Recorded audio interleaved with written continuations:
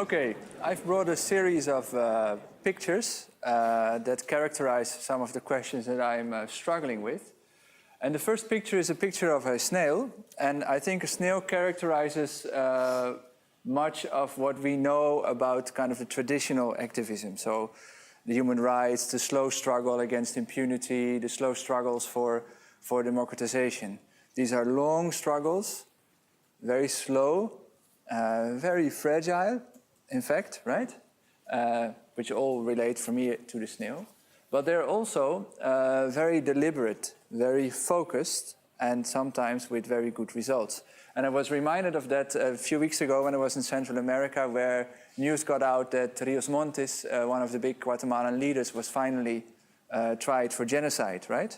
And that mere fact that he's now being, there's a process against him, is kind of the result of a lot of work of a lot of diplomats, activists, social movements that have for decades worked to get this done. Very slow but deliberate.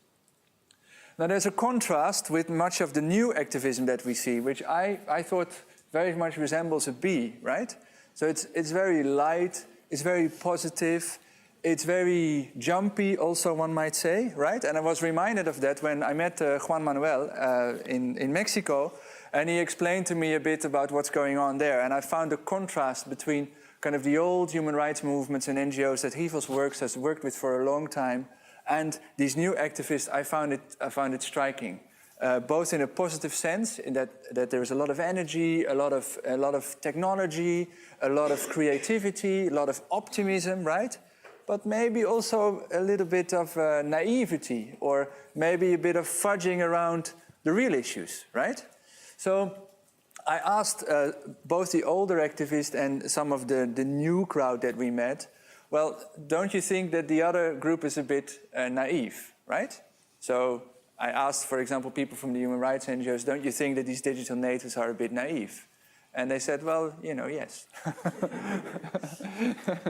But the digital natives, many of the digital natives said, well, it's actually those guys who are naive, because they've been trying to get litigation and so on for 30 years now. They've got one general in court. So what kind of result is that, right?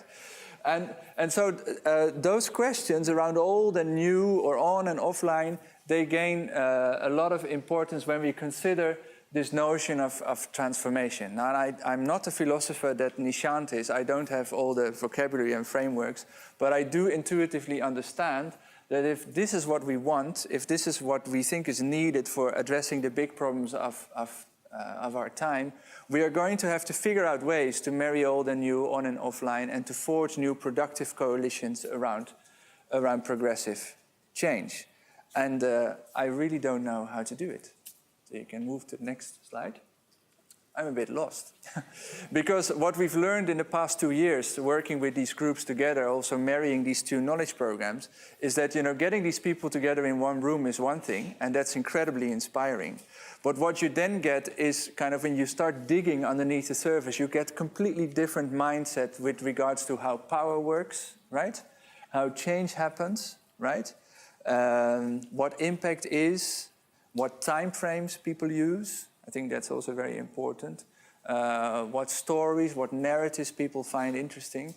So I think if transformation is what we want, and if we believe that these connections are important, we're going to have to forge a lot more deep and more sophisticated conversations about what people actually mean and what worldview they have when they are designing their strategies and their actions. Last slide.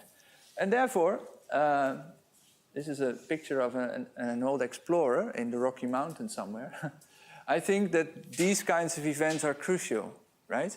It's not just about us gathering knowledge here. Actually, this is the conversation, right? And this is where all these different perspectives meet, and this is where we're going to need the connections. And I was reminded of one thing that one of the facilitators said 2 weeks ago, that in these new times, if you like, it's much more about forging the critical connections than what the old activist would say, forging the critical mass, the physical mass in the squares. It's the critical connections. And so I hope to be exploring these particular cases in Central America through various perspectives to see where those stories meet and where they really diverge. So that's what I'm going to be bothering you with.